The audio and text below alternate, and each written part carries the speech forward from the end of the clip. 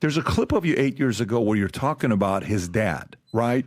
And this is how I found out. I had no idea who Diddy's father was. Right. I had no idea who, So you telling me you found out about Gene Deal? I found out about his father through you. Through me? I did. Wow. If you type in. You was listening to me back then? Well, I mean, Gene, you've been around. You type in, Rob, if you can type in Gene Deal old video. Just type in old video, and it should come up. Right there, second video. Play that clip and put it on 1.25, Rob.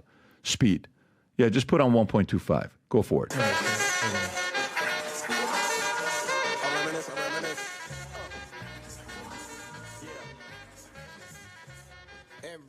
Reminisce? You want to reminisce, brother? You want to put Big, Wolf, and RZA on teleprompter and tell the world how much you love them? When in fact, 18. You did nothing to save them? 16. To help them? Let's reminisce. Let's reminisce that night. We was at Andre Harrell's house, and I told you that this cat was coming to kill us or try to get at us that night. I told you I had intel, but you didn't want to hear it. Let's reminisce the fact I told our driver, Kenny, run this next 3 lights. Run the light, Kenny. Kenny ran the light, Big stopped at the light. Big get killed. Wasn't meant for him, bruh. Let's reminisce. Let's reminisce when you told Wolf's mother right after he died that you didn't owe him no $300,000. And he had to lose. You can pause it here. So I see this, and then, Diddy's father was a former vet, right? Military. Okay. And what's his name? Melvin Combs, right? If I'm not mistaken. Melvin Combs.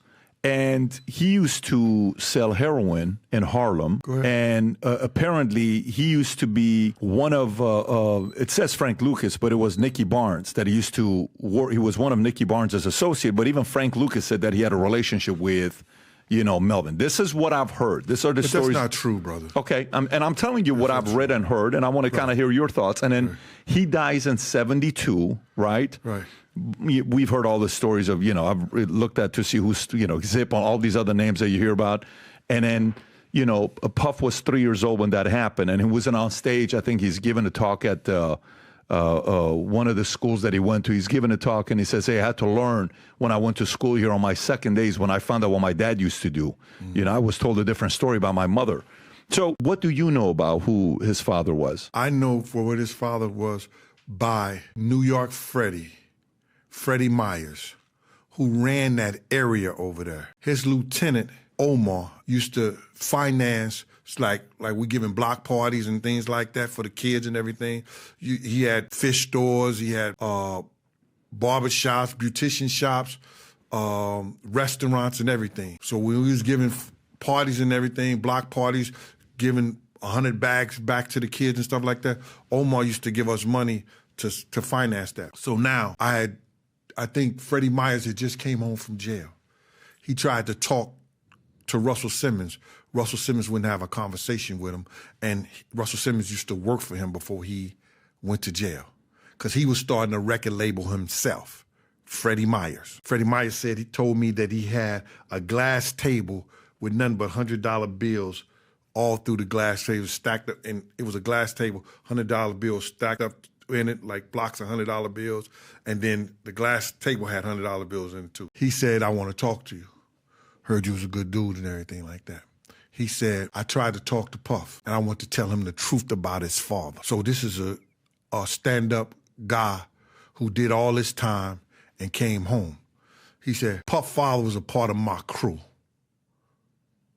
And I think it was Hollywood Harold or somebody who brought him in there.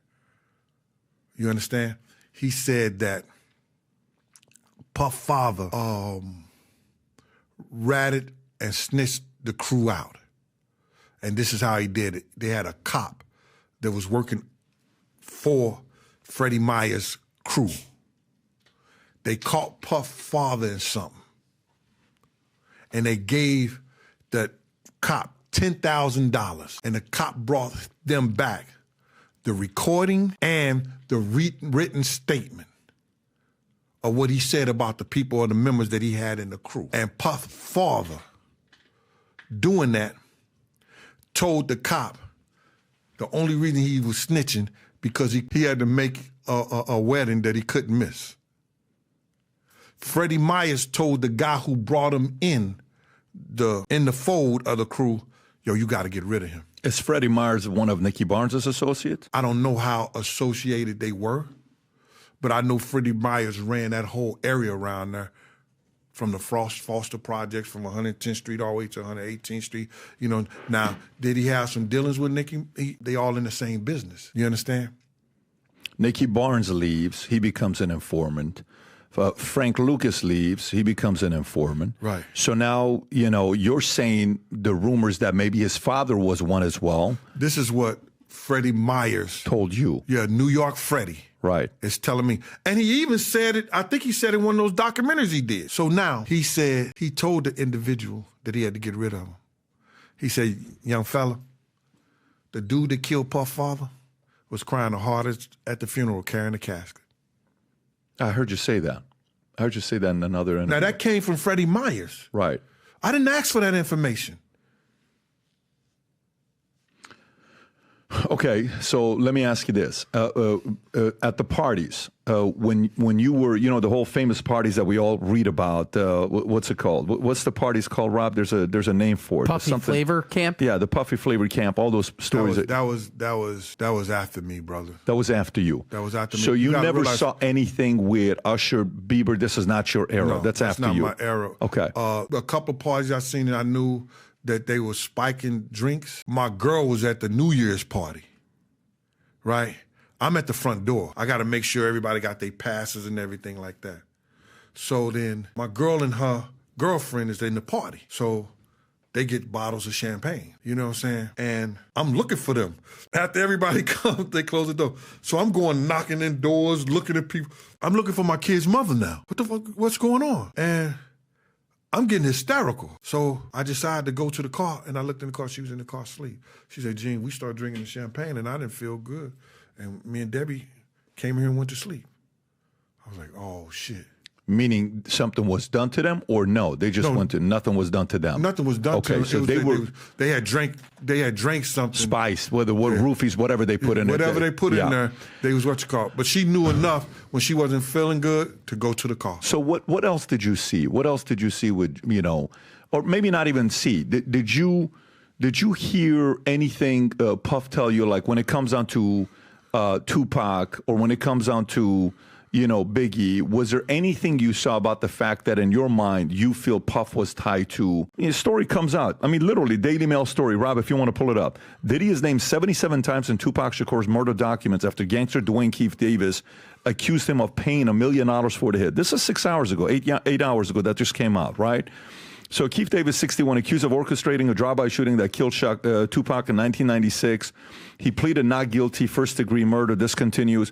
Clark County prosecutors this month filed an opposition to the request, arguing that Davis should remain in jail because he previously implicated Combs, 54, in Tupac's murder. Citing a 2009 interview, Las Vegas prosecutors alleged that Davis suggested that Combs paid Eric Von Martin $1 million for the killing and offered to set up a phone call with the driver, Terrence Brown. According to a July 18 court filing, Combs, who was mentioned 77 times in the 180-page court document, has never been a suspect in Tupac's killing, law enforcement tells Davis. How much of this, I talked to Greg Kading when I interviewed him 8 years ago, the detective from L.A. He did both of them, accidentally ended up having to do one, ended up finding out more about the other one as well. Where do you stand with what happened with Tupac? Do you think Biggie was a part of it? You think Puff was a part of it? I never heard Puff say anything about doing anything to Tupac or Suge. Right. I've heard people around Puff say things about that, but I never heard Puff himself personally say anything like that. I said before that Eric Von Zip came to the block and he showed me and my friend a check for $1 million. You understand? Mm-hmm. And he said he got it from Black Ground Records. From Black Ground Records. You saw the check? I saw the check personally. He showed it to us. And I was like, when he left, we was like, yo, we didn't think about the Tupac shit, and that shit wasn't big back then. But we like, when he get a record label? He said he sold it for a record label. So I said, follow the money. I'm saying that now. See, what happens is facts, let me get this right.